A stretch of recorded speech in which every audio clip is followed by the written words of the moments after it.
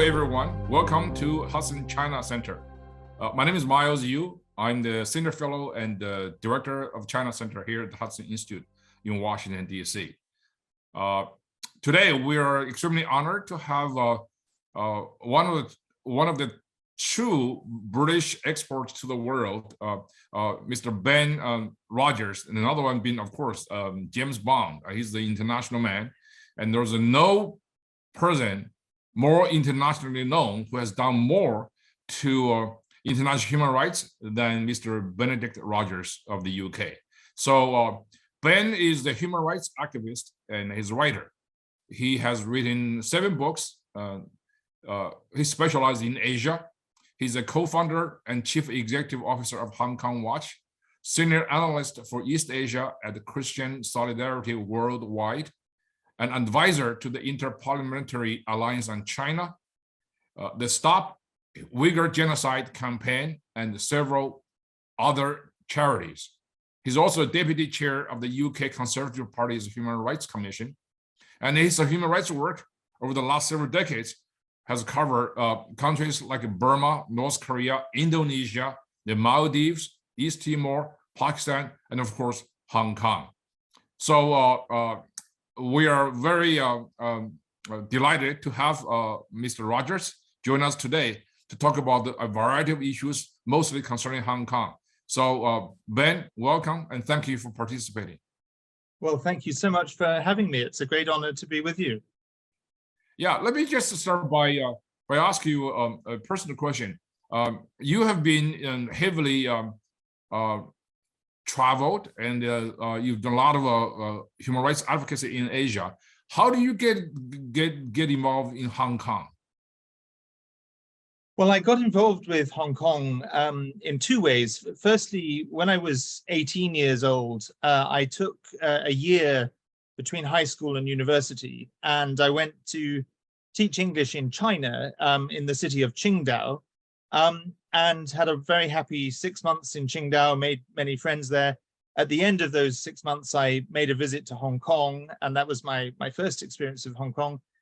But then a few years later, when I graduated from university, I was looking for a job.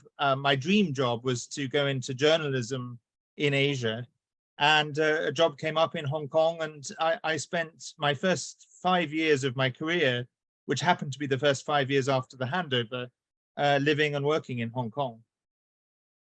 Excellent, excellent. So, when you were in Qingdao, in addition to enjoying the famous beer there, what was the significant event that really impressed you about the people in Qingdao and particularly the unique city there? Because I myself have been there several times, mostly with the U.S. Navy delegation there to visit the Chinese Navy. But I think Qingdao is a very unique city. It is. It's a beautiful city. I mean, I was very struck by how the old historic city was built by the Germans and feels very much like a European city architecturally.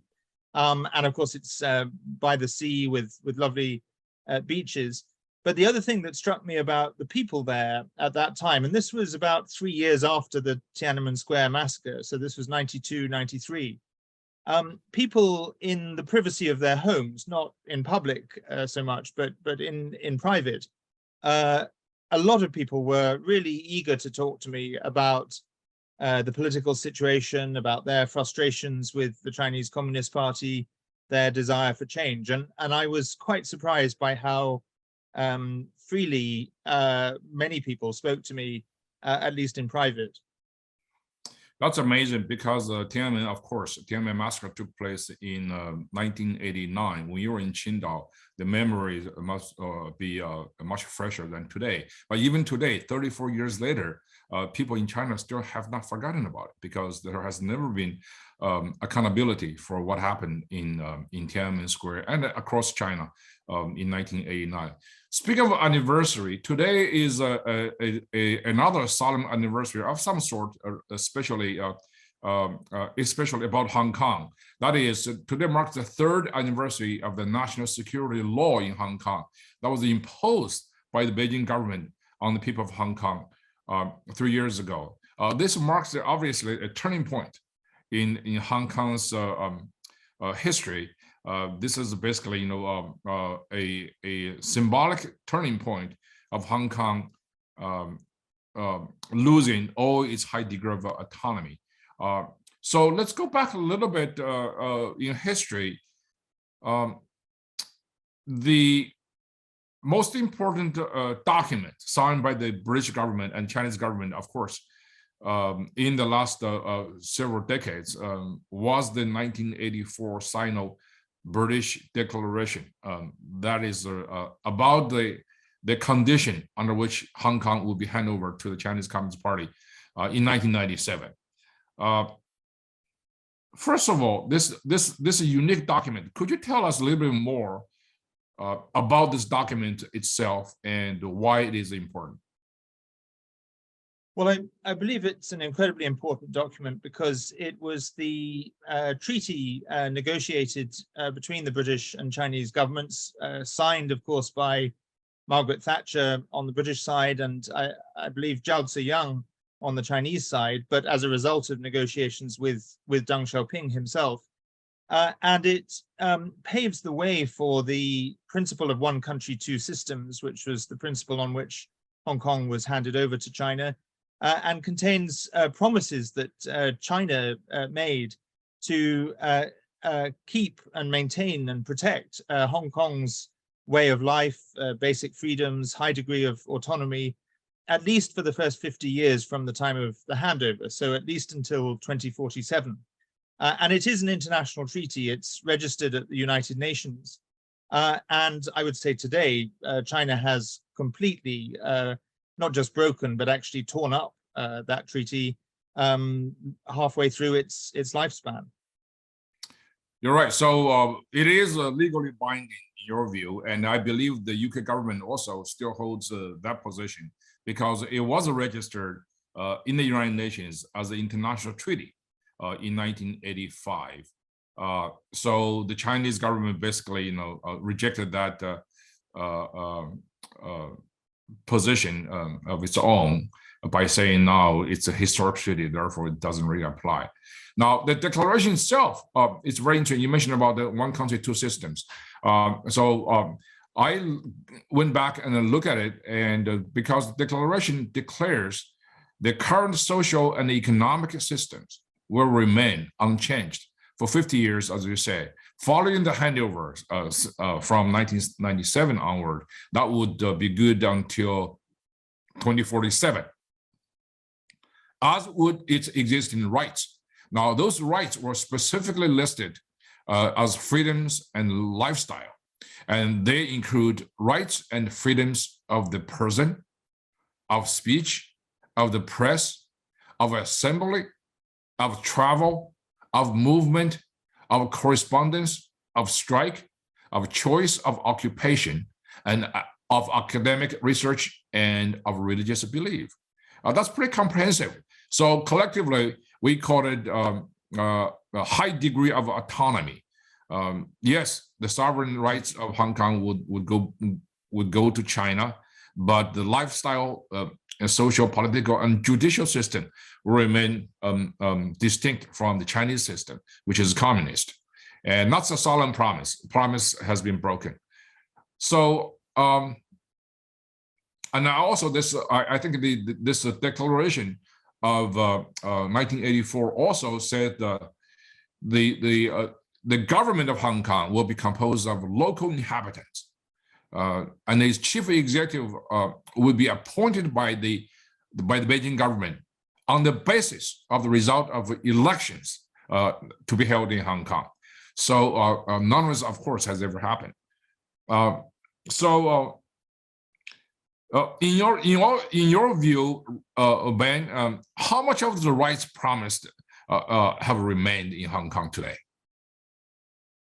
I would say today, as a result of the very draconian national security law imposed 3 years ago, very, very little. Indeed, if any, Beijing has never honored the promise to have proper elections for the chief executive. In Hong Kong's basic law, the mini constitution, there is a provision for universal suffrage, but that was never implemented.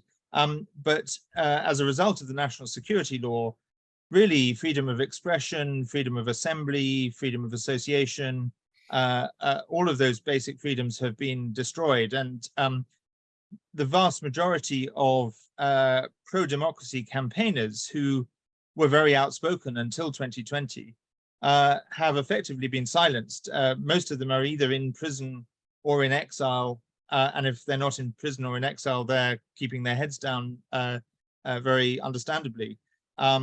Most civil society organizations have disbanded, even trade unions have been forced to disband.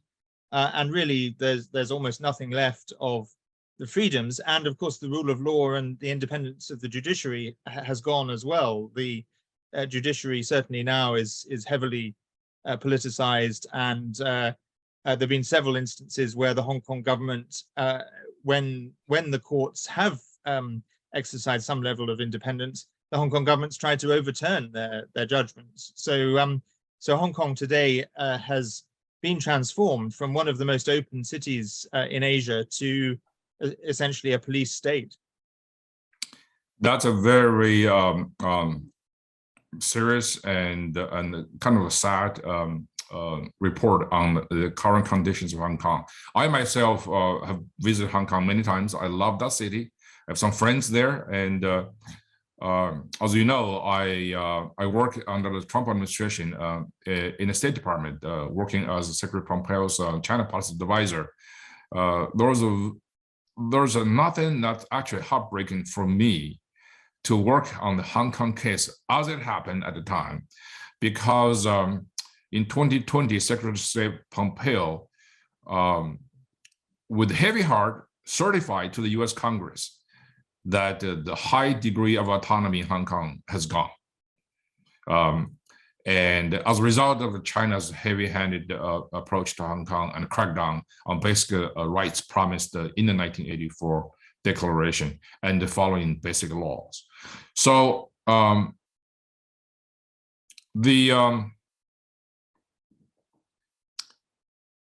understand that the United Kingdom has obviously a unique relationship with Hong Kong.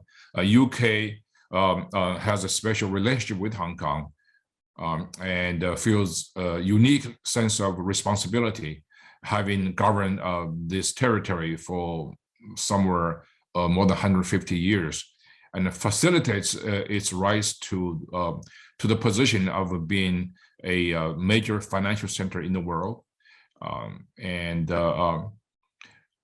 So how is it that the UK government right now thinks about what it can do to Hong Kong and to the people of Hong Kong? I know the UK government, after the tragedy of 2021, 2022, has accepted a lot of Hong Kong citizens as a residents. Could you tell us a little bit more about how the UK government responded to the dramatic, sad events of Hong Kong in the last several years? Yes, certainly. I think on the positive side, I would give the UK government a lot of credit for the British National Overseas Visa Scheme that they announced actually on the very day, or the day after the national security law was imposed. So they announced on the 1st of July, Boris Johnson was Prime Minister at the time, and he stood up in Parliament and announced that because China has breached the joint declaration, we would introduce a pathway for Hong Kongers with this British National Overseas status to come to the UK. And that offers a lifeline to potentially up to as many as 3 million Hong Kongers, or maybe up to 5 million if you include family and dependents. Now, about somewhere around 160,000, I believe, have taken it up already. But it does offer a real lifeline for people to get out and to build a new future in freedom in Britain. My criticism of the British government is that while on the one hand they've done the right thing in that regard, and we had advocated for that, and I think the government went further than I dared expect them to go. On the other hand, they have not imposed any measures as consequences for China's breach of the joint declaration. So there have been no sanctions. We actually, Hong Kong Watch has made a submission to the British government advocating for sanctioning John Lee, the chief executive of Hong Kong, as a start. But so far, the UK has not imposed any sanctions, in contrast to the United States, which under Secretary Pompeo, and I'm sure thanks largely to your efforts and your colleagues, the US acted very quickly to impose sanctions. Britain has not, and that's my criticism of my government. I think that when a country breaches a treaty in that way, there should be consequences. Now, obviously, we can always appreciate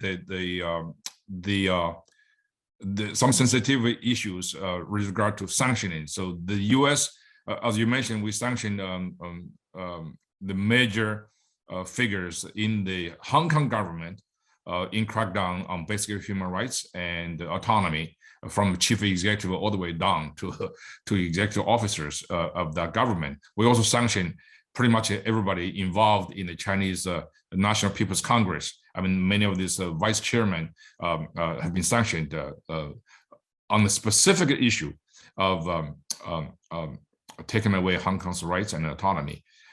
Tell us a little bit more about Hong Kong Watch.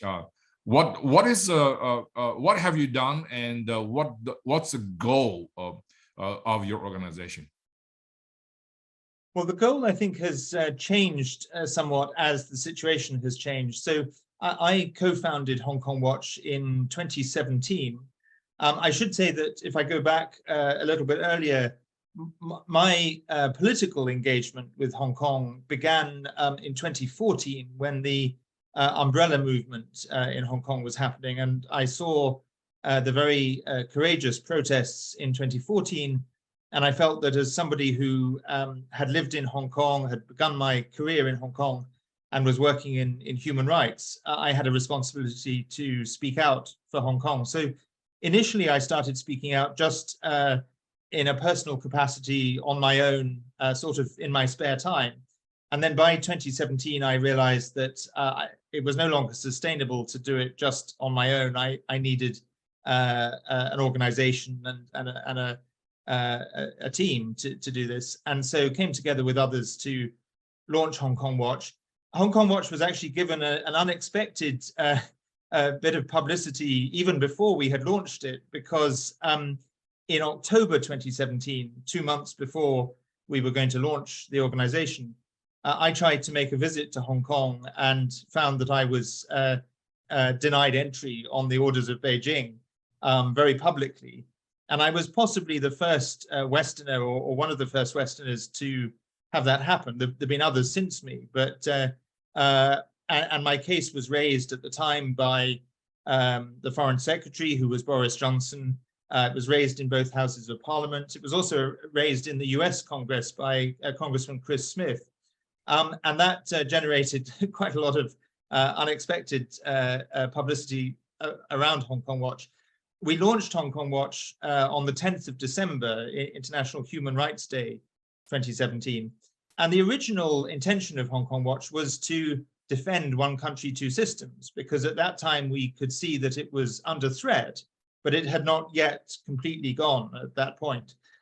Now we've had to change our objectives because we have to acknowledge one country, two systems has gone. And our objective now is, I would say, twofold. Firstly, to keep the spotlight on Hong Kong, especially on those who are in prison, and to make sure that people like Jimmy Lai and Joshua Wong and many others are not forgotten, that the spotlight is kept on them, so that at least, even if we can't secure their release, at least we could hopefully prevent further mistreatment, hopefully prevent the possibility of them being transferred into mainland China, and mitigate the circumstances.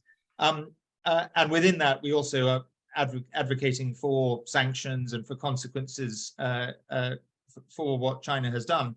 The other part of our work that was not part of our original plan, but has developed because of the circumstances, is assisting Hong Kongers who have left Hong Kong, and particularly helping them to settle in the UK and also in Canada. and helping them to understand our political systems so that they can engage with our political systems and know their civic and political rights in our countries.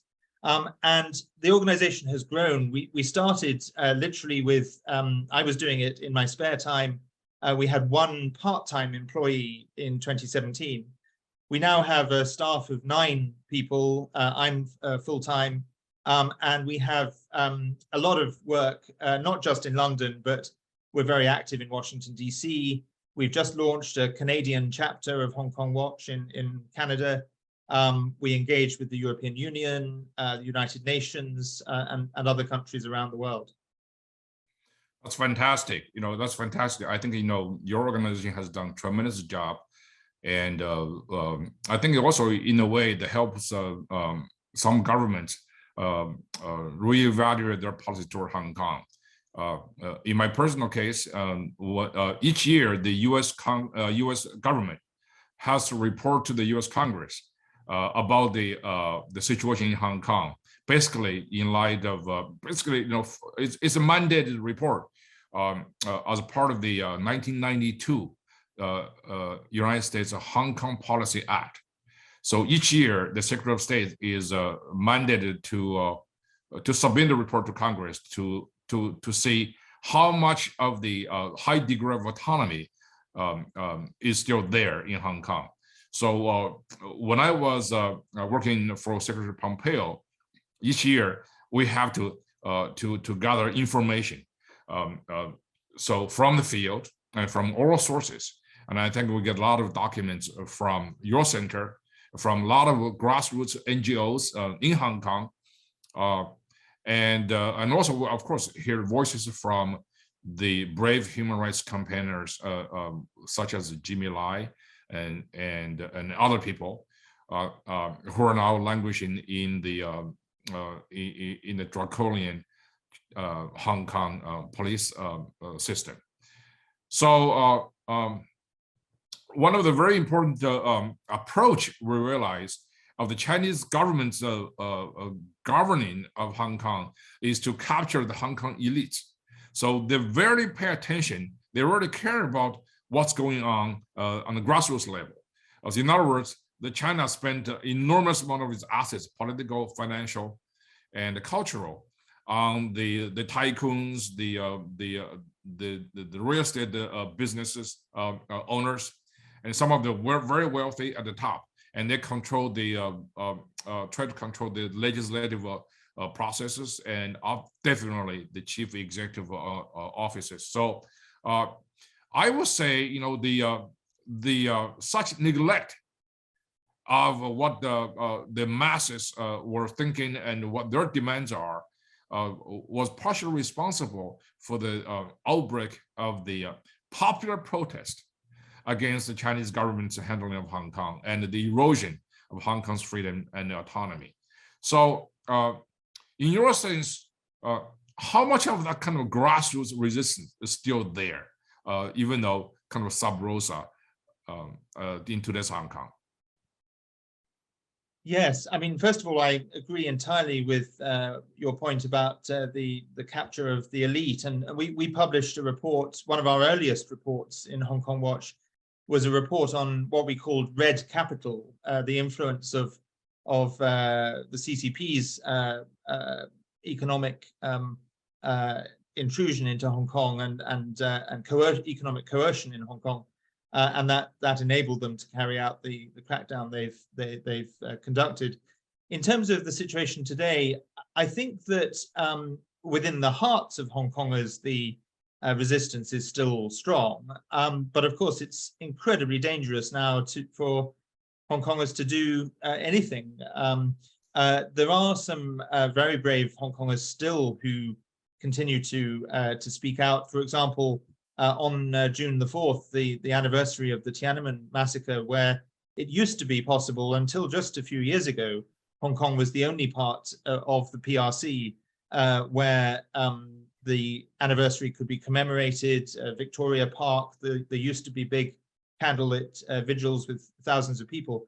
Now that's completely banned, but still, even this year, there were Hong Kongers who did simple but creative acts like holding a candle, and they were arrested for it. There was even a car that had a license plate that I think said 4689, or yeah, exactly. And that car was impounded. So definitely people still try to find creative ways to express themselves at great risk, but it's incredibly difficult. And I think the role of the diaspora now is incredibly important, because the diaspora is really the only place where Hong Kongers can speak out freely. And even for the diaspora, it's not easy, because there are repercussions or fear of repercussions for those who may have family back in Hong Kong. Even in the UK, we've had 2 incidents where Hong Kongers have been physically assaulted, one at the Chinese consulate in Manchester, and then more recently on June the 4th, no, sorry, not June the 4th, on June the 12th, the anniversary of the one of the major protests in 2019. There was a rally in Southampton in England, and some Hong Kongers were attacked by mainland Chinese students afterwards. So even in the diaspora, it's not entirely safe, but it is at least more free, and that's where I think the voice of Hong Kongers can most effectively be heard. Yeah. Oh, here in Washington, D.C., there are some very active young Hong Kong activists, and they constantly talk to us and share their great insights and their bravery and their just spirit have never been wiped out. And I think, that's very hopeful. Of course, the road is going to be much longer. Now, let me switch to another slightly different angle. You wrote a fantastic book. It's called the China Nexus, and thank you very much for giving me the copy of that. And in the book, you dedicated this book to for all the peoples living under the Chinese Communist Party regime's repression or threat in China, East Turkestan, Tibet, Hong Kong, Taiwan, Myanmar, North Korea, and beyond, for freedom. So that's a tremendous dedication. Now, that also indicated that your focus is not just about Hong Kong, it's not about one particular region. You focus on the wide area of human rights abuse and championing for freedom's cause. In your view, just go beyond Hong Kong confine and in the entire Asia region that you have been involved, what do you think there are some kind of common threats in human rights situation and some of the most salient points that you can make in your long career for championing for human rights? Well, I think, first of all, obviously, within other parts of the territory that is under Chinese sovereignty today, one has to remember the Uyghurs, Tibet, and the human rights crackdown across mainland China, the repression of dissidents and lawyers and religious practitioners. And, there was a time in the when I was traveling regularly in China in the 1990s and the early 2000s, where I was a little bit more optimistic about the situation in China, because there did appear to be some, of course, limited, but some limited space for civil society, for some degree of religious practice, for Chinese human rights lawyers who were able to take on cases. And of course, there were restrictions and repression, but there did appear to be that space. And I met people who talked about it, and all of that space now has disappeared pretty much under Xi Jinping. But if you look beyond China's borders, the Chinese Communist Party is really the single body that is keeping alive the brutal dictatorships in Myanmar or Burma and in North Korea. Without the support of Beijing, economically, militarily, and diplomatically, those two regimes would not be able to continue the crimes against humanity that they themselves are perpetrating. So I think that's a key point. And in the book, I have a chapter on Myanmar and a chapter on North Korea. And then, of course, one has to think of Taiwan and what the future for Taiwan is. And I think it's absolutely vital that the free world makes it very clear that we stand with Taiwan, because I think the threat from Beijing towards Taiwan is getting more concerning every day. That's a great point. So I guess that what you're trying to say is that China is a state sponsor of human rights abuse across the region, just like as Iran as the state sponsored terrorism for the larger region of the Middle East. So the one country, two systems formula was designed by Deng Xiaoping and has been repeated by the ensuing Communist Party leadership as an exemplary model that first practiced in Hong Kong, but their ultimate target actually is Taiwan. They can say to the Taiwanese, "Hey, listen, we can do this successfully in Hong Kong." But now that the formula has failed miserably in Hong Kong because of its inner contradictions. You cannot have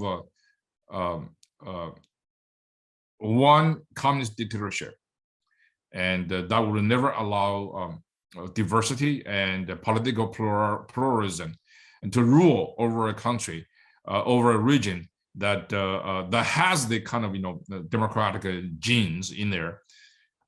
So what is the Hong Kong's failure of what is the failure of one country, two system in Hong Kong? What can you tell us about its application for Taiwan? I think the main thing that it can tell us is that the Chinese Communist Party can never be trusted. Its promises in an international treaty are not worth the paper they're written on, because it has completely broken its promises in Hong Kong. If Beijing had honored its promises and really kept one country, two systems alive and well in Hong Kong, then that might have served actually as potentially quite an attractive model for especially for those in Taiwan who are sympathetic to the idea of unification with China. But I think today, even those who are who have that wish are not attracted by the idea of one country, two systems, because they know it's been broken and Beijing doesn't keep its promises. So I think the opinion polls in Taiwan show today that the vast majority of Taiwanese people reject that model and reject the idea of any kind of unification and want, at the very least, the status quo to continue.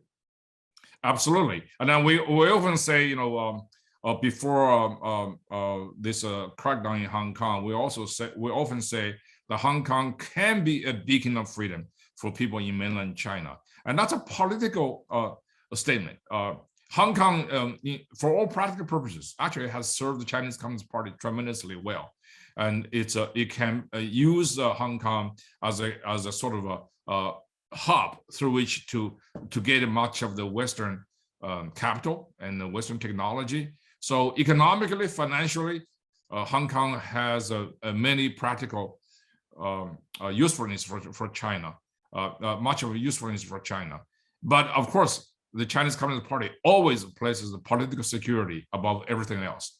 So that's why the Hong Kong's role as some kind of the beacon of freedom and individual thinking has threatened the Chinese regime. And I think right now Taiwan is facing the similar situation where most of people inside China aspire to live as free people, like the 23 million people in Taiwan. So that's one of the reasons that you see. I think in the Taiwanese politics has been fundamentally affected by what's going on not necessarily inside Taiwan, but also outside of Taiwan. In the last 5-6 years, I think 2 events that really fundamentally shaped the Taiwanese domestic politics. That is the one in Hong Kong, right? Hong Kong's loss of autonomy has absolutely shocked the conscience of people in Taiwan.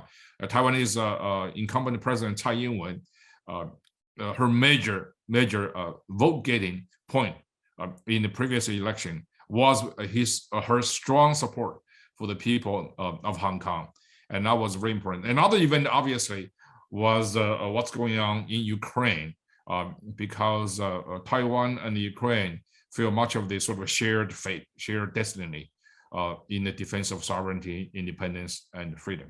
So, in your view, Hong Kong as a freewheeling free port, what's your prediction about what might happen to Hong Kong's future? I understand the Chinese Communist government has an iron grip role, sort of rule over Hong Kong. But as you say, Hong Kong is not any unlike many of the Chinese provinces, because Hong Kong has, after all, has many years of freedom. Once people feel the taste of freedom, it's very hard to forget about it.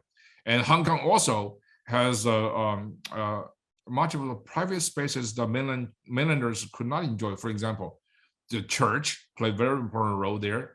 I think the beginning of the collapse of the Soviet system in Eastern Europe has something to do with this. There's sort of a very limited space within the Catholic Church, and from where freedom and desire for democracy began to spread.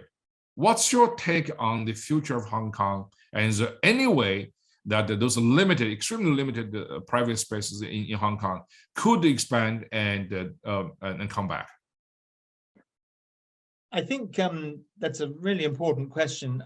On the one hand, I think if things continue on the current trajectory, Hong Kong is almost certainly going to end up as simply another Chinese city. Its autonomy and its basic freedoms have been stripped away, even economically, which is perhaps the only way that one country, two systems still exists. Even that is disappearing, as the intention is to integrate Hong Kong into the Greater Bay area and become simply part of the much larger Southern China economic zone. So that, I think, is the path that Beijing wants, and the path that's very likely in the short to medium term. But I also think, as you say, that Hong Kongers are people who love freedom, who've proven several times in recent decades that they're prepared to stand for freedom. And I think that they will find creative ways to continue to show dissent. I have mixed feelings about the role of the church in Hong Kong. I wish it could be the case that the church could play a similar role to the one it did in Eastern Europe. And of course, with people like Cardinal Zen, it certainly could. But there are unfortunately many in the church leadership that appear to have taken a path of compromise. And I also think that religious freedom is the next freedom to go in Hong Kong.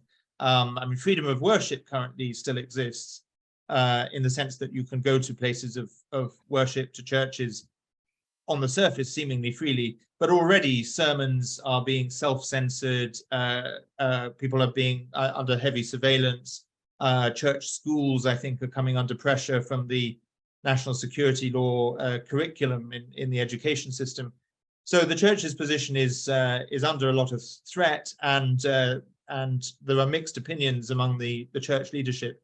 But I think in the long term, essentially Hong Kong's future is indisputably and inseparably linked to China's future and Beijing's future, in the sense that change will only really come to Hong Kong when there is change in Beijing. And when that day comes and there is some political change in Beijing, then we may see the courageous Hong Kongers who may have had to keep their heads down in the interim, but we'll see them seizing the opportunity when they can. That was a very good summary. Thank you.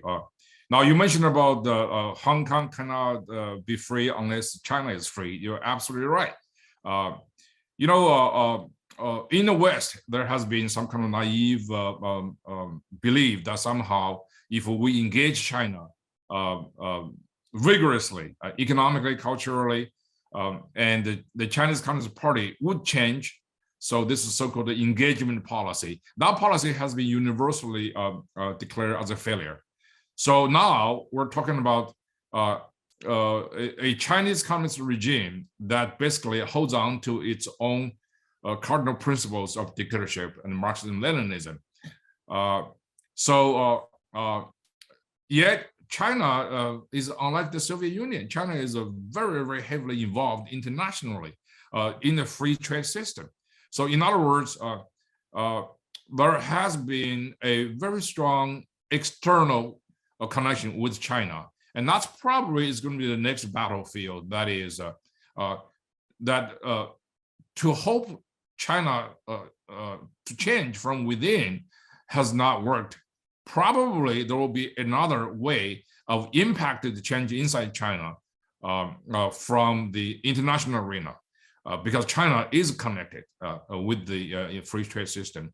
Chinese economy, its military, are heavily dependent upon Western free market and technologies. So that's probably one of the few leverages we have left.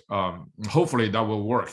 But Hong Kong is even more so because Hong Kong has long been an international free port before the Chinese Communist Party took total control. And Hong Kong obviously has, as you said, has a very active diaspora. I mean, I have been approached by many, many people in the United States who are continuing their fight for preserving and returning Hong Kong's freedom and autonomy.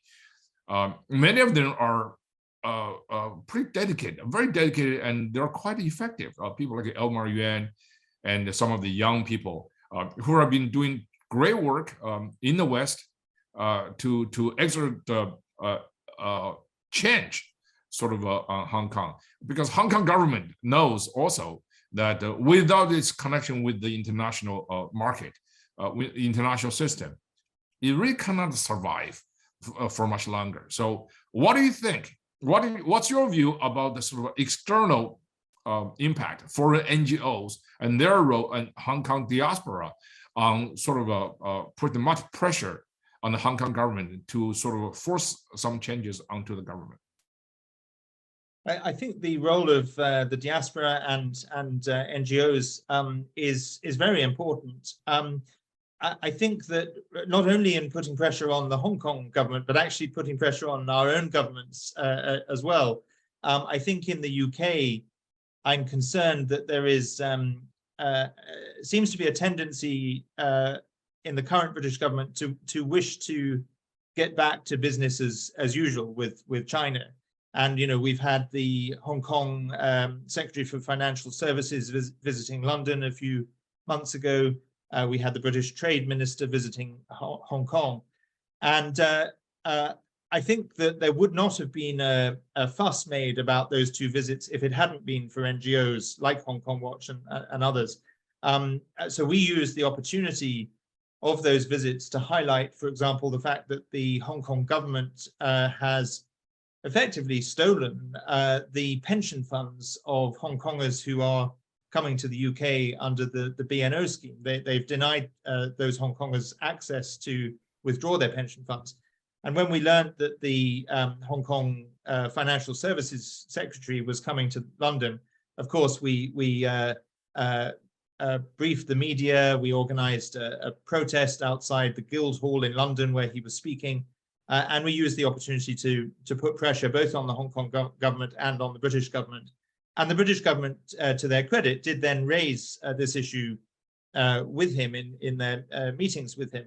So I think we civil society and the diaspora has a big responsibility to remind our governments of the issues they should be raising and the actions they should be taking. And on just one last point on your point about engagement, which I entirely agree with. It's interesting that from what I've seen of Secretary Blinken's visit to Beijing just these past few days, it seems to be held up as a success, the fact that he had a meeting with Xi Jinping, or a success that he had the visit. And to me, I'm not against engagement in the sense that, of course, we have to talk to Beijing. It's too big a power to not talk to them. But the question for me is, how do we talk to them? With what objectives? On whose terms? And about what? And that engagement needs to be accompanied by pressure and action. And so my question from Secretary Blinken's visit is not, did he meet Xi Jinping? My question is, what did he say to Xi Jinping, and what action is the US administration going to follow up with following that visit? So I think engagement always needs to be accompanied by pressure, by action, and the diaspora and NGOs can play an important role in reminding our governments of that. Absolutely. China is a big country. It cannot be ignored, but we have to engage China on our term, on freedom's term. With that, thank you, Ben, and for your tremendous work. And I think your work has actually changed the policy, or impact policy, in a very positive way, as you mentioned earlier. The British government actually does listen to you. That's the beauty of democracy, right? You mentioned about going back to business. I was much encouraged by your former Prime Minister Liz Truss visit to Taiwan, where she made a very, very strong statement. And I think the voices like that are all needed. And once again, this book by Benedict Rogers, China Nexus, buy it. It's really good. And thank you, Ben, for your great work, for participating in today's panel, and hope to have you back again at the Hudson Institute.